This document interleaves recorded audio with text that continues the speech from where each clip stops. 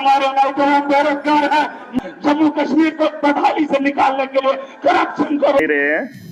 उनका भी थोड़ा सा वक्त लूंगा, क्योंकि आधा वक्त हमने वहां गुजारा है और आधा यहाँ गुजारने का मौका मिला है, तो दोनों का हिस्सा बराबरी चाहूंगा और अपना भी कुछ हिस्सा है ना।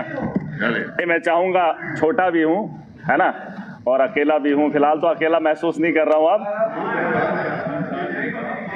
भलेसा के पहाड़ी इलाके के गांव से चलकर आया हूँ, गरीब के दर्द को करीब से देख कर आया हूँ।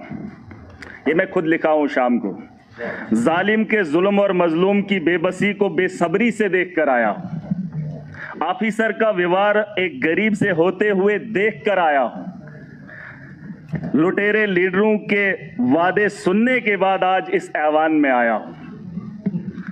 तुमने चुनाव में गरीब के दर्द के साथ खिलवाड़ किया, मैं तो उस दर्द को ऐवान में बांटना चाहता हूँ।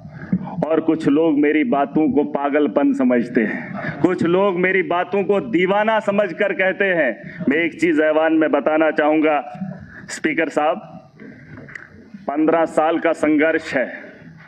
जो कल हमारी आवाज उठी थी, उस आवाज को दबाने के लिए 15 साल से कुछ लोगों ने कोशिश की। अगर उन लोगों ने मेरी आवाज को उठने दिया होता तो शायद आज इस ऐवान में उनकी आवाज बुलंद होती और महराज अपने परिवार के साथ, अपने माँ बाप के साथ अपने घर में बैठा होता। इस बात का ख्याल किया जाए। मैं चाहता हूं ज्यादा लंबी तकरीर न करूं, वक्त की कमी है। यहाँ पर एलजी का खुतबा हुआ, बहुत सारी बातें हुई, अपोजिशन ने रखी, यहाँ के लोगों ने रखी, सारे एमएलएज ने अपनी अपनी बात रखी। लेकिन एक गाना गुनगुनाना चाहूंगा, जो वादा किया वो निभाना पड़ेगा। हमने इसमें कैजुअल लेबरर्स, चाहे जितने भी मुलाजमीन तबका है, उनकी तनख्वाहों को बढ़ाने के साथ साथ अगर पक्का किया जा सकता है उसके बारे में सोचना बहुत जरूरी है। हमारे नौजवान बेरोजगार हैं। हम तो चुनाव लड़कर असेंबली में एमएलए बन गए, लेकिन उनका सोचो जिन्होंने तालीम हासिल कर ली और आज घरों में बैठकर कोई रिश्ता देने के काबिल किसी को नहीं समझता है, उनके बारे में भी एहसास करो। मैं अपने दोस्तों को कह रहा था, 1,60,000 की तनख्वाह, सर सुन लीजिए, 9,000 की सैलरी, कभी कभार एसपीओज को आपने बड़े पैमाने पे लाया था, 3,000 देंगे, 10,000 देंगे। उनकी भी तनख्वाह ड्यूटी वो एसपीओ से ज्यादा करते हैं, वो जो वीडीसी वाले हैं। बाकी बंदूकें थमा दी, जो भी किया, अब उनको रोजगार के बारे में भी सोच लो।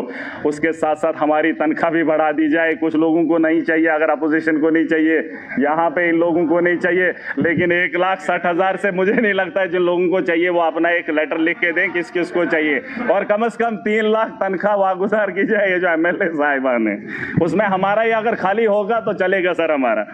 उसके अलावा मैं जम्मू कश्मीर को देख रहा हूं कि बहुत सारे लोग अपने अपने तर्ज पे बात रख रहे हैं। किसी ने 370 की बात की, किसी ने डेवलपमेंट की बात की, किसी ने मोदी को इतना सम्मान दिया, किसी ने अपने कसीदे पढ़े।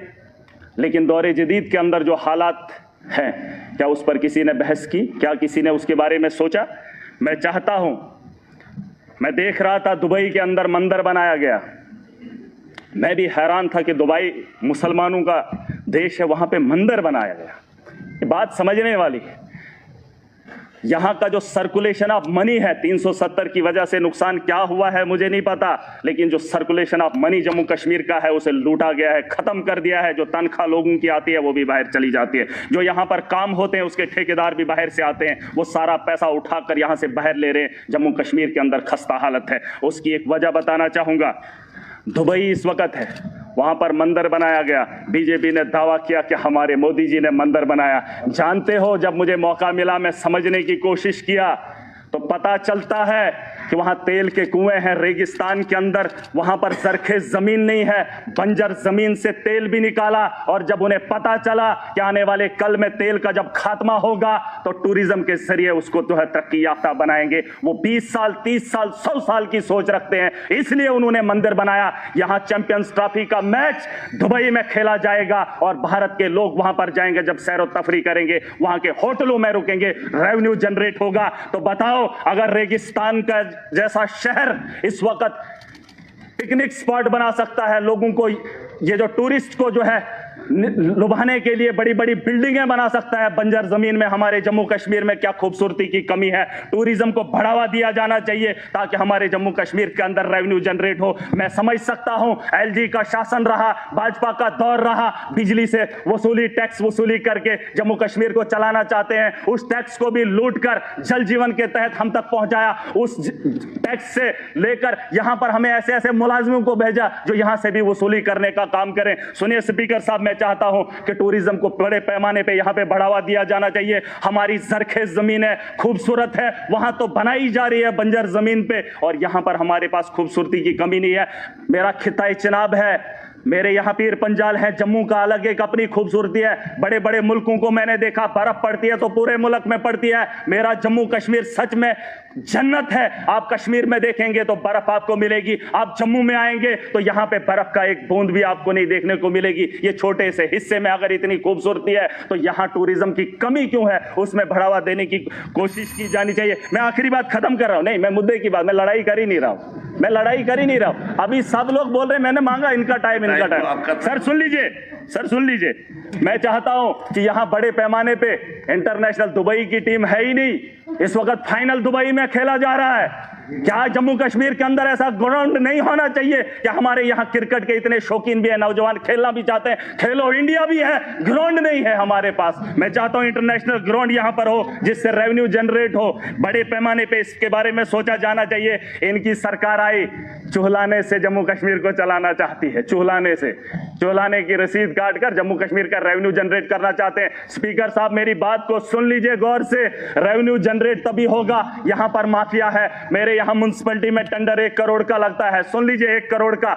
जब वो 1 करोड़ टेंडर ठेकेदार उठाता है तो वही ठेकेदार उसी साल उसी टेंडर से 5 गुना ज्यादा कमाता है। बताओ अगर वो पैसा म्युनिसिपैलिटी में लगता 5 करोड़, 1 करोड़ की जगह 5 करोड़, लेकिन वो 4 करोड़ कमाने वाला ठेकेदार। जम्मू कश्मीर को लूटने में ब्यूरोक्रेट्स का अहम रोल रहा है। चाहे सदन में बैठे लोग नहीं मानेंगे, लेकिन मैं देख कर आया हूं, मेरे दिल के अंदर वो आग है। आज मैं चाहता हूं, लोगों ने चुनकर हमें भेजा है, हम ब्यूरोक्रेसी को रोकेंगे, अपने लोगों को इंसाफ दिलाएंगे। अगर आज इस सदन से हम वो चीज नहीं कर पाए तो 370 क्या, आप स्टेट लेकर आओ, कुछ भी लेकर आओ, हमारे मजलूम फिर भी जालिम का शिकार होंगे और जुल्म करने वाले लोग इनके भेजे हुए हैं। मैं खुश था, मैं खुश था, मैं खुश था। मैं चाहता हूं कि क्वेश्चन सिर्फ भाजपा के लोग करें, क्योंकि क्वेश्चन में इन्होंने कहा जल जीवन में घोटाला है, ब्यूरोक्रेसी नहीं मानती है। मैं यहां भी सरकार में जो बैठे लोग हैं ये क्वेश्चन उनको दे ताकि ये उगले कि 10 साल के अंदर हमारी नाकामी क्या रही। इन्होंने कहा कि यूएलबी के यहां पर पता नहीं क्या ये जीए